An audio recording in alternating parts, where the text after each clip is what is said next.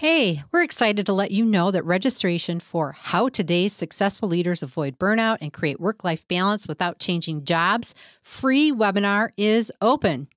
If you are like most leaders we talk with, you are sinking in a sea of constant change, limited resources, and competing priorities.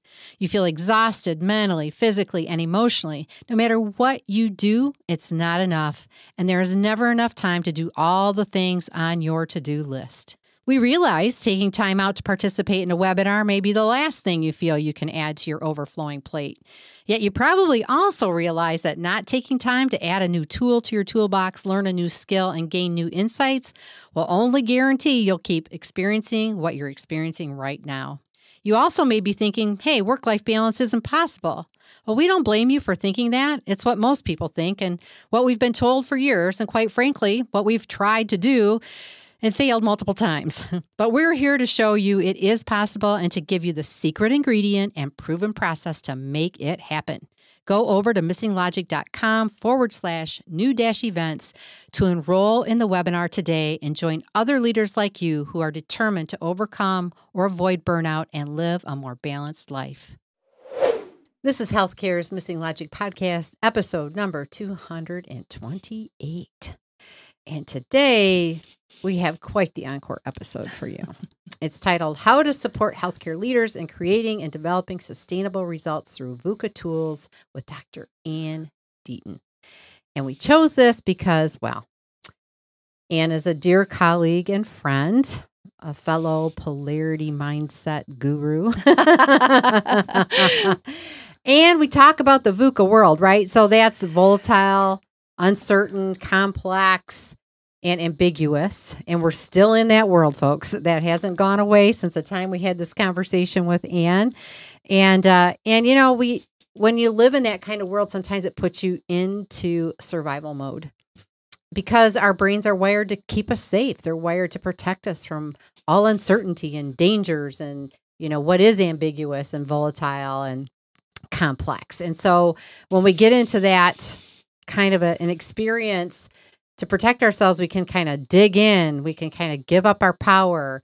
And so, you know, we're still facing these things today. So we think this is a really relevant episode to revisit.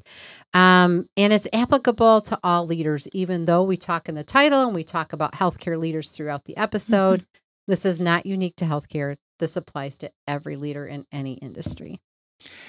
Yes, and in our book, our first chapter is Why Another Intelligence.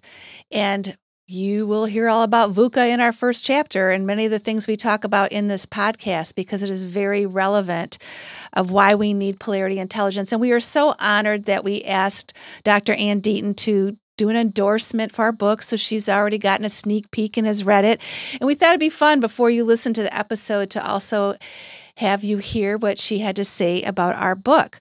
So in Ann's endorsement, she said, in Polarity Intelligence, The Missing Logic in Leadership, Dr. Tracy Christofferson and Michelle Trosett outline how leaders can stop the issues that happen over and over again by sharing the principles of having a polarity mindset, along with the skills to cultivate healthy relationships in our work environments. This is the leadership logic you've been waiting for during these unprecedented times. So thank you, Ann, for your endorsement. Yeah, that's so awesome. And, you know, during these VUCA times, it really is important. It's essential to reconnect with what matters most, to reconnect with each other through meaningful dialogue, and also to look for the interdependencies in our perspectives. And, you know, leaders need new skills. That's why we're just so excited about this book coming out. This is an essential competency for every leader because what we have, the tools that we have and the approaches we've been using aren't going to get us where we need to go in this new kind of a VUCA world, right? So don't miss this episode. Keep listening. You're going to learn a lot.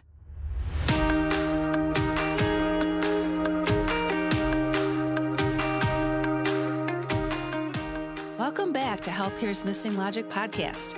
This is the only podcast that shows you how to leverage polarity intelligence, an essential competency for healthcare leaders, and the missing logic in healthcare, so you can create healthy, healing organizations and become a thriving, resilient, and unstoppable healthcare leader.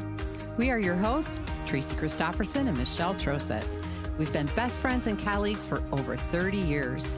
And during that time, we coached healthcare leaders across North America around how to create healthy, healing organizations. Today, we coach healthcare leaders and leadership teams to live thriving, resilient, and balanced lives, combat burnout, and create the best places to give and receive care. This podcast is for the unsung hero of healthcare, the healthcare leader. We want you to know we see you and we'll be here for you each week. In this podcast, we're going to challenge healthcare's industry norms, flip limiting beliefs, and share proven strategies so you can be your best self at work and at home, live and lead intentionally, and experience well-being and joy. We are glad you are here and look forward to sharing the journey with you. If you aren't totally convinced this podcast is for you, just listen to a few episodes and convince yourself. Welcome, everyone. Welcome back to another episode of Healthcare's Missing Logic podcast. This is Michelle. And this is Tracy. It's another glorious day. Another glorious day, yes. Yeah. Another awesome interview with another awesome individual. Again, just so fortunate to have our lives enriched by all these incredible individuals in the world. Yes, yes. And this is someone that we've known for a while, and we've been waiting for the right time to have her on our podcast, and today's the day. Yeah. And when I think about her from the very first time I met her, and even after finishing this interview, it's just wisdom, solid, soothing. There's just something about her, just how she carries herself. I admire her so much. Yeah, she's just got a very calming presence to her. She does. Right? Yeah, she just really helps you feel very comfortable, and she's you can tell she's an intentional, thoughtful person. Yes, yes. And we're speaking about Dr. Ann Deaton. Mm-hmm. And so let me introduce you to Ann, and then we'll let you listen to this incredible interview. So Dr. Ann Deaton is a leadership and team coach. Her work focuses on individuals, teams, organizations, and communities experiencing significant change and growth. Ann completed her leadership coaching certification with the Newfield Network in 2003 and earned her professional certified coach designation from the International Coach Federation in 2006. And she is a certified team coaching practitioner as well. Prior to beginning her coaching career, Ann earned her doctorate in clinical psychology with specializations in health psychology and neuropsychology from the University of Texas. During a 2-decade career in healthcare, she held supervisory and leadership roles in several healthcare and rehabilitation systems. In each of the systems, Ann had the opportunity to experience both the suffering that comes with unacknowledged paradox and the success that accompanies consciously assessing both and thinking. So without further ado, here's our interview with Dr. Ann Deaton. Welcome, Dr. Ann Deaton. It is so much our pleasure to have you here today with us on Healthcare's Missing Logic podcast. I've been really excited about it. Thanks for the invite. Oh, you're so welcome. Bet. You're so welcome. And we've been waiting for this day for a long time. You know, we had plans to have you on quite a long time ago, but you were a little bit busy being on my dissertation committee. So we thought we better wait till that was over. So now the day is here. So you have a unique background when it comes to the work you bring to the world. And so we thought we could start with you just sharing a little bit about your journey from a clinical psychologist to coaching individuals and teams. So tell our listeners a little bit about that. Yeah, great question. I started my professional career as a clinical psychologist, specializing in health psychology and neuropsychology.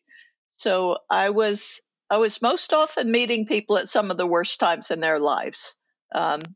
After they'd been in a car accident or gotten a diagnosis they didn't want. And then I was in a hospital setting, and we merged with another healthcare facility. And as you know, with mergers, a lot of people were not too happy about it.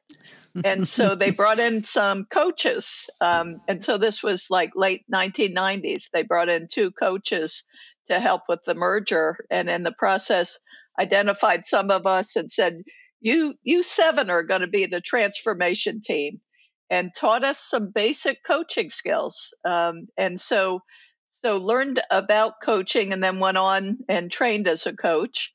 And, I think some people think they're very similar disciplines, psychology and coaching, and other people think they're complete opposites.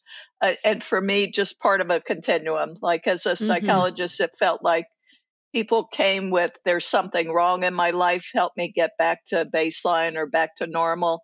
And as a coach, people are like, yeah, I got a great life. Let me use that to do something extraordinary. So kind of using that baseline as a springboard. So for me, it's just a continuous career. But for some people, it feels like, wow, you've had two entirely different lives. Yeah. Yeah. Well, I can see where that would be a continuum. Yeah, I can too. Yeah. I can too. Yeah. Well, and you authored the book, VUCA Tools for a VUCA World, Developing Leaders and Teams for Sustainable Results. And can you first tell our leaders what VUCA stands for and where that acronym came from? Yeah, absolutely, Michelle. And you said it right, VUCA, right? So sometimes people even stumble over VUSA, And, Yeah.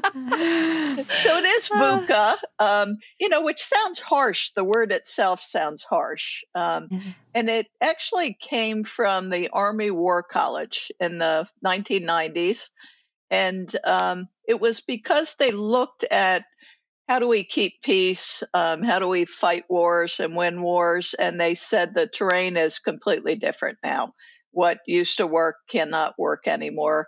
It's a VUCA world. And for them, VUCA was an acronym that stood for volatile, uncertain, complex, and ambiguous.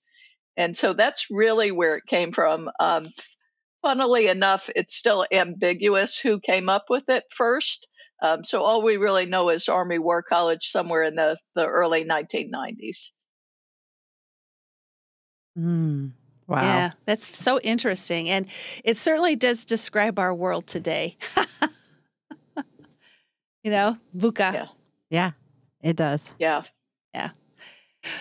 So in your book, you talk about having VUCA tools to kind of, I'll let you tell the listeners how those VUCA tools help serve them in a VUCA world. So tell us a little bit about the tools and what that stands for.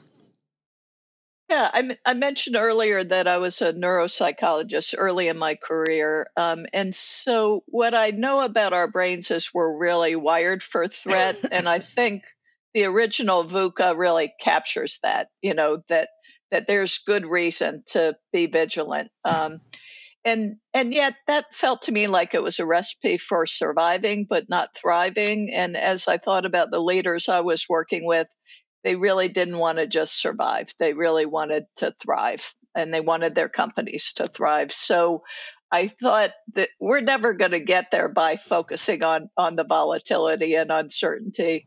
We need to have other tools. And then felt like, gosh, we do have these other tools. And wonderfully, they make an acronym that's very similar. So VUCA Tools is values. So first and foremost, what is it that gives us stable ground, that helps us feel like we know what's important to us? And it's our values. That's how we make decisions. That's how we choose how to spend our time.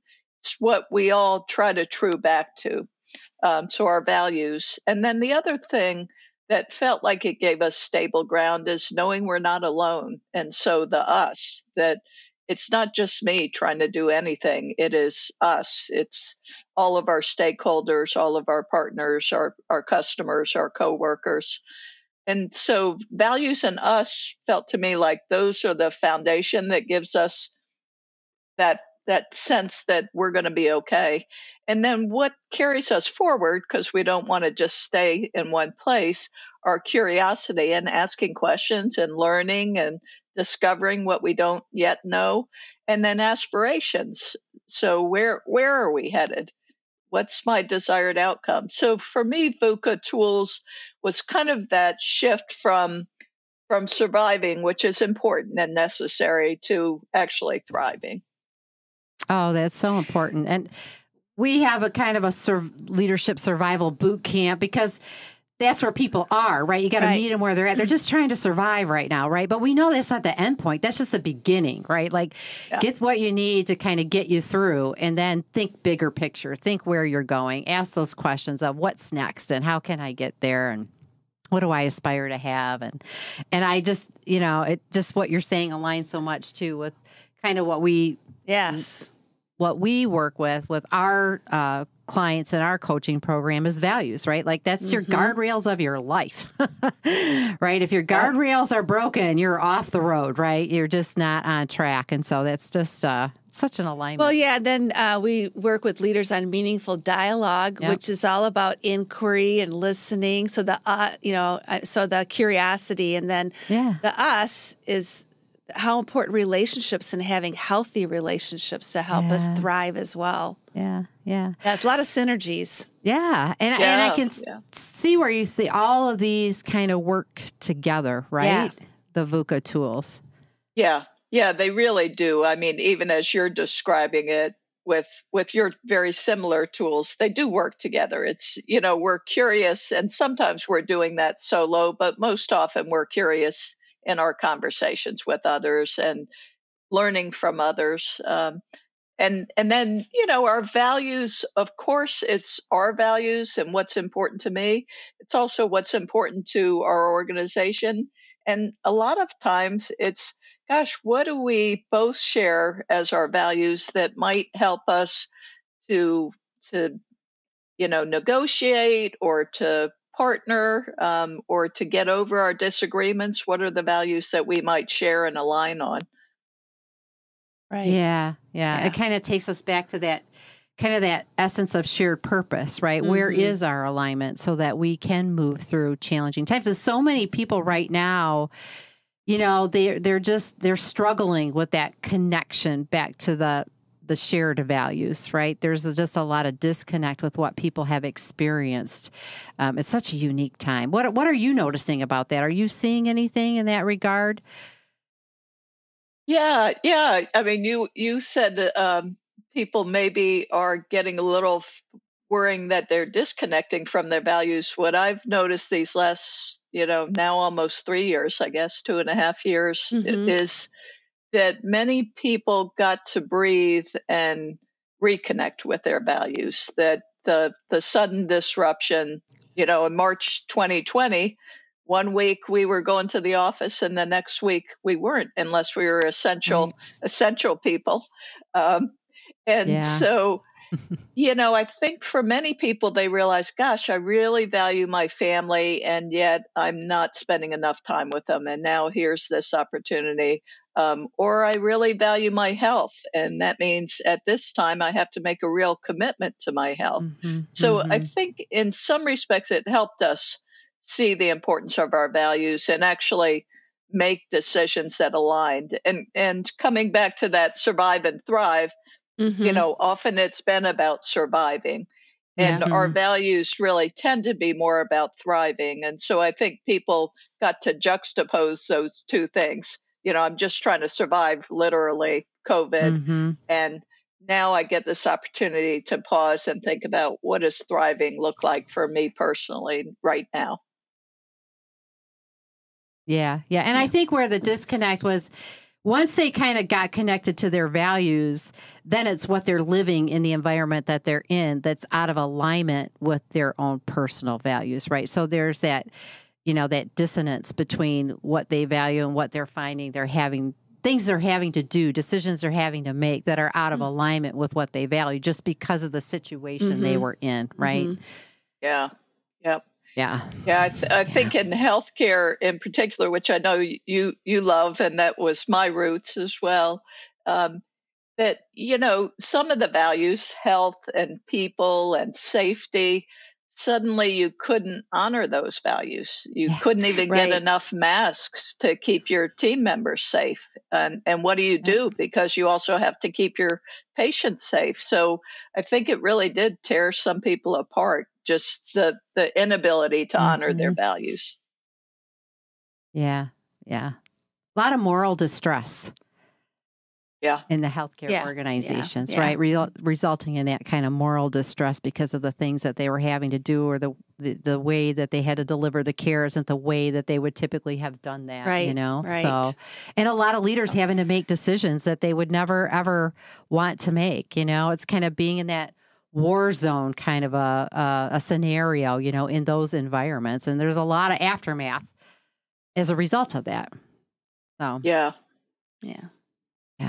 And then institutions that we had historically been able to trust also didn't have the information they needed. And so that uncertainty was at all these different levels.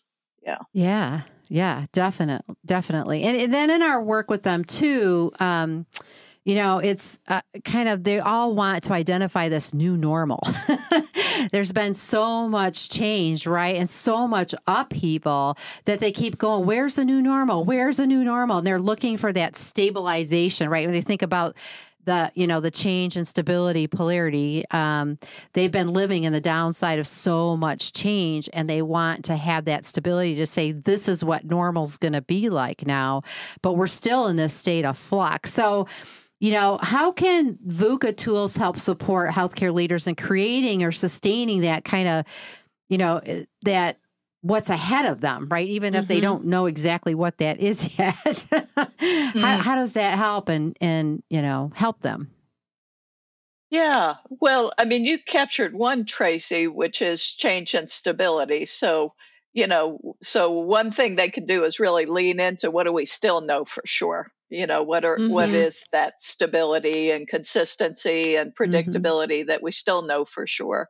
And then what do we need to change? And what did we discover in these 2 years of having to do experiments? What did we discover that we want to now turn into best practices? So I think that's certainly one. And, the other that I hear very much in the conversations is hope and reality. So just that we have a reality we have to deal with. And it doesn't make any sense to deny the reality, but we can't live without hope.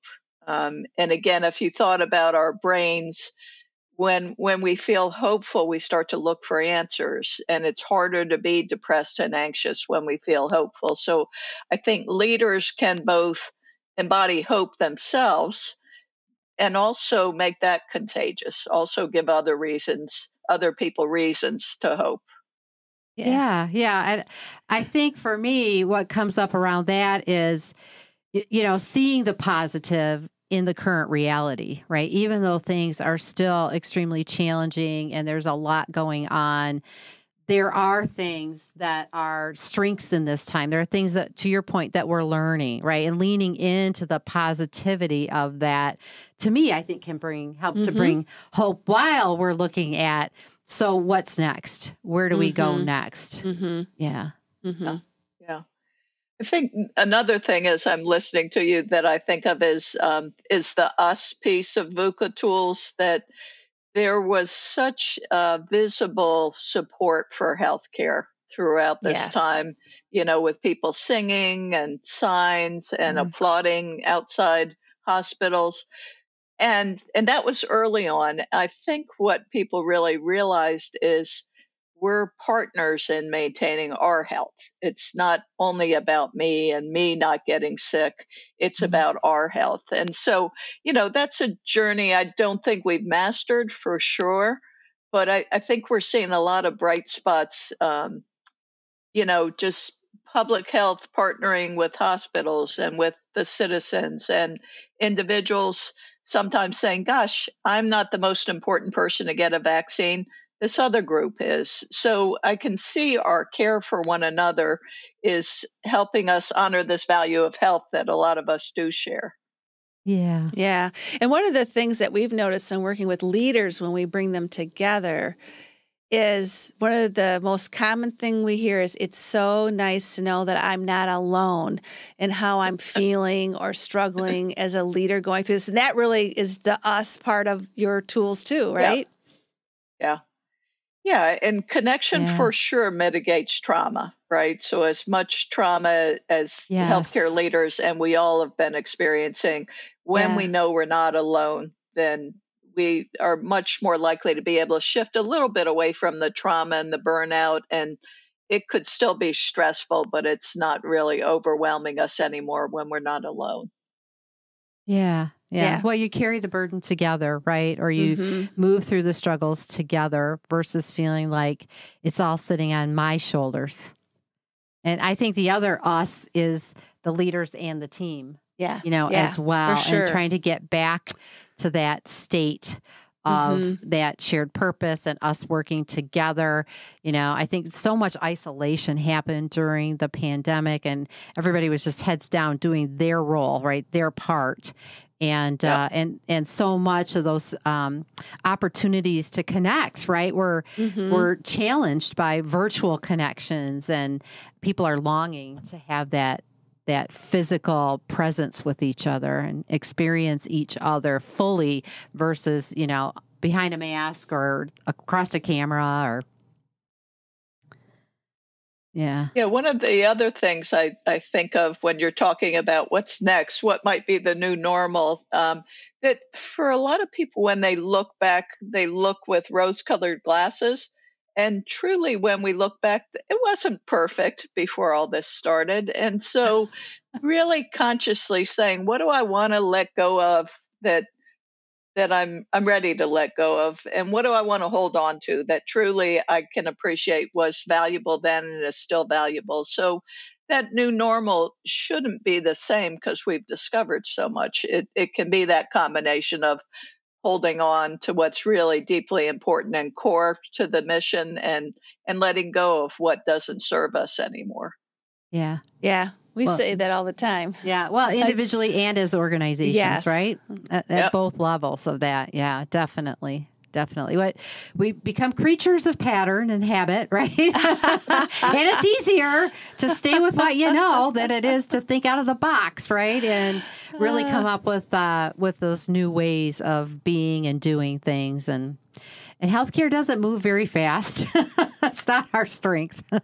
Well, and when you made that comment about things weren't perfect before, as you know, Tracy and I started missing logic because what we saw was people trying to fix the same problems over and over and over again. And, we've been in healthcare for so many years, and it's like we kept hearing the same conversations, which is why we're trying to bring polarities and polarity intelligence to the forefront. And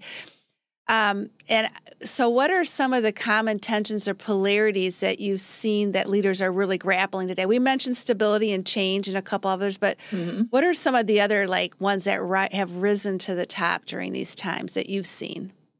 Yep.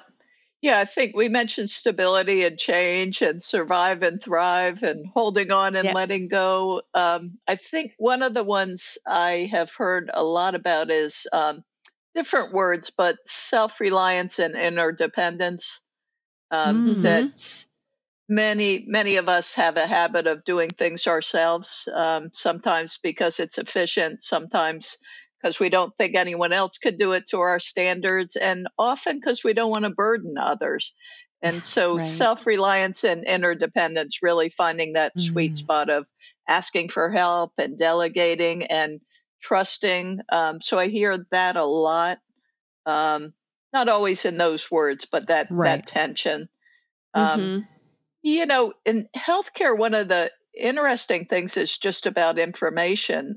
So maybe the way I would capture it would be like information security and information access. So Uh-huh. that continues to be a tension. I think sometimes we lean way towards information security, making sure with HIPAA and so forth that we protect patient Yeah. data. Yeah. And other times with all the patient portals, we're really trying to make it accessible and usable. So that's one I think that maybe we've made a bit of headway on, because I know I had telemedicine appointments with my doctor these last 2 years, never had before. So I think that's a tension maybe we're actually feeling a little more hopeful about because we've had more experience with what does access potentially look like. Yeah, yeah. We actually had a podcast episode on virtual care and inpatient care because, to your point, the pandemic just, even though many of us have been advocating for telehealth for so many years, it's just one of those things that it was the catalyst to help really bring it forward, and that's going to be the more in the future too, that we can leverage technology, get access to care that we need, especially for some of the minor ongoing things that we need. And still, we know we'll always need inpatient care for, intensive medical care, surgical care. Yeah, kind of thrust us into it. Yes. And sometimes that's what you got to have, right? Yeah. Yeah. And I think we can hold that as an insult or as a gift, and often we're better off when we hold it as, gosh, what a gift. Not, I wouldn't have chosen the suddenness, but there have been gifts.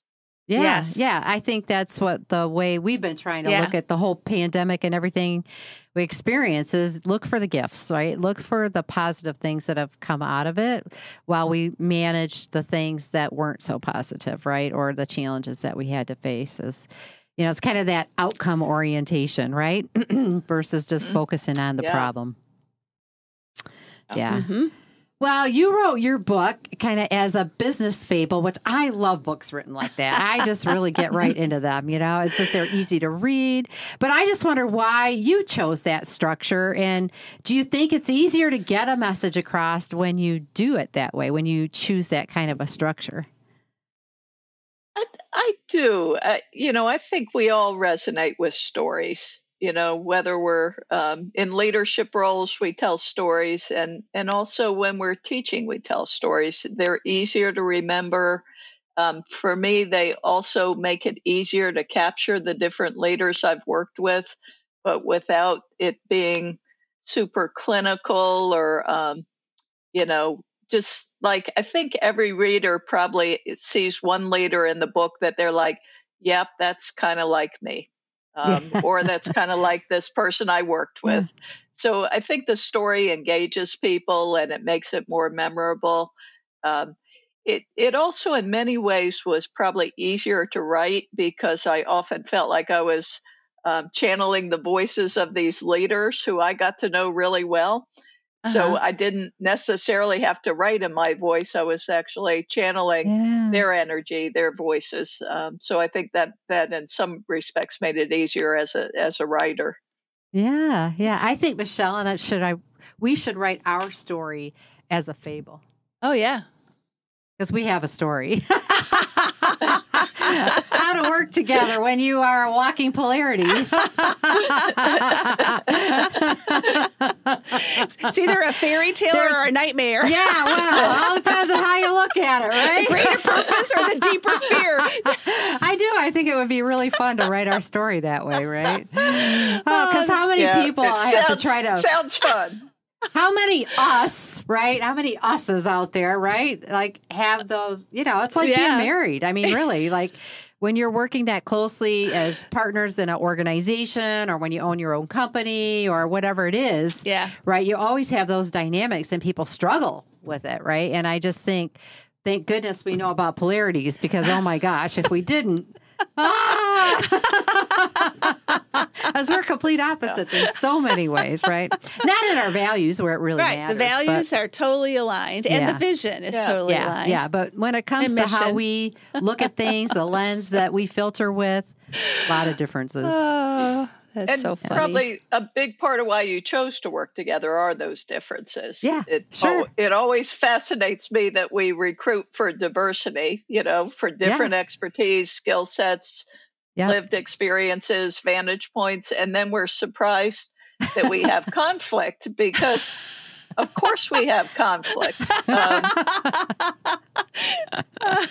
That's a great point. Why would you be surprised? Yeah, that is great. That is great. Oh, I love it. Okay, Anne, it's time for the missing questions. We know you didn't sleep last night, so let's get these over with. That's the part I've been worried about.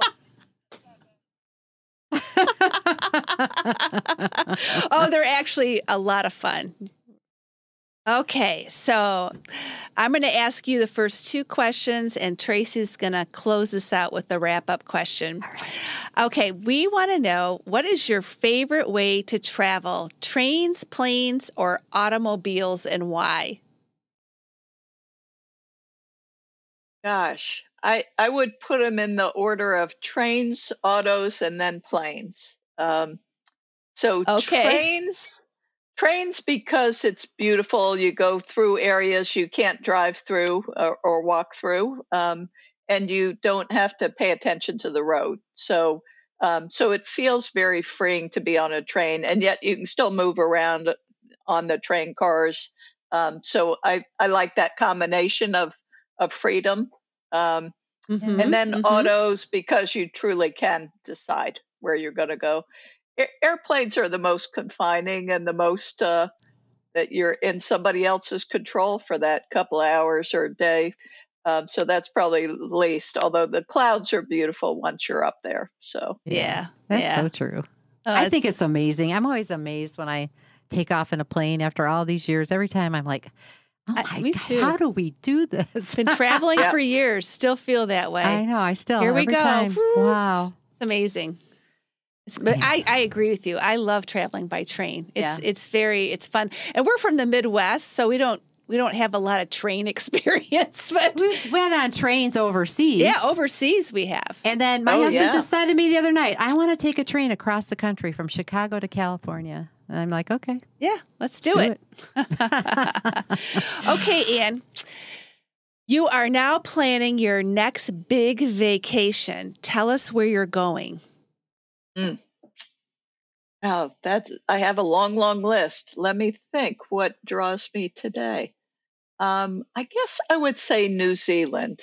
I think New Zealand. I love different cultures. I love that about travel. And New Zealand's got an incredible woman leader, and it feels like they've handled some of our challenges a little bit better than we have in the United States.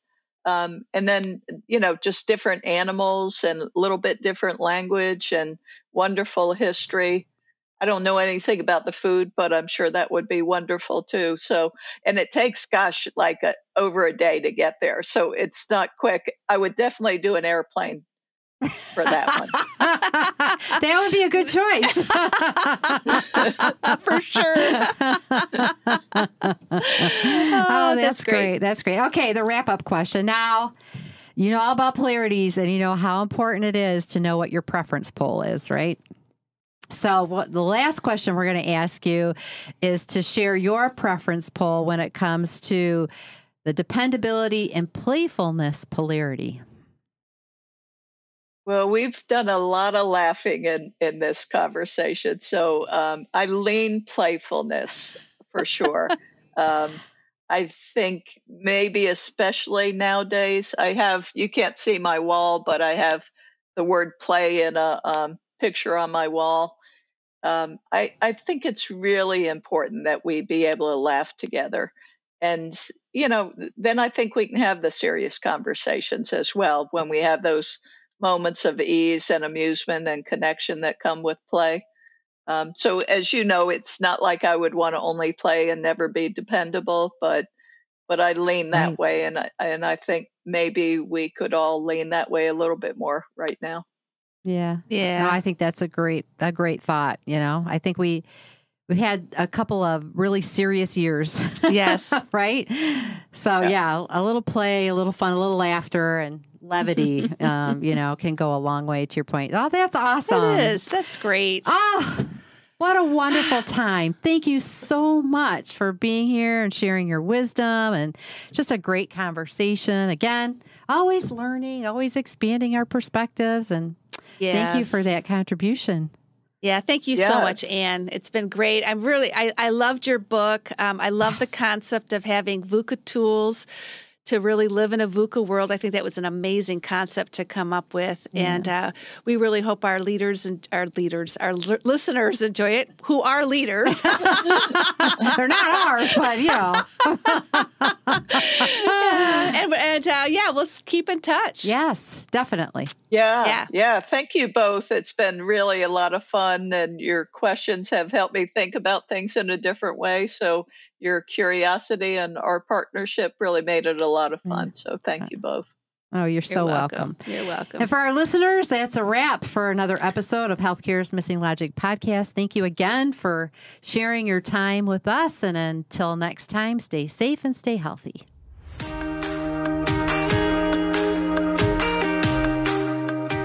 We hope you enjoyed this episode of Healthcare's Missing Logic podcast, now a top-rated podcast for healthcare leaders.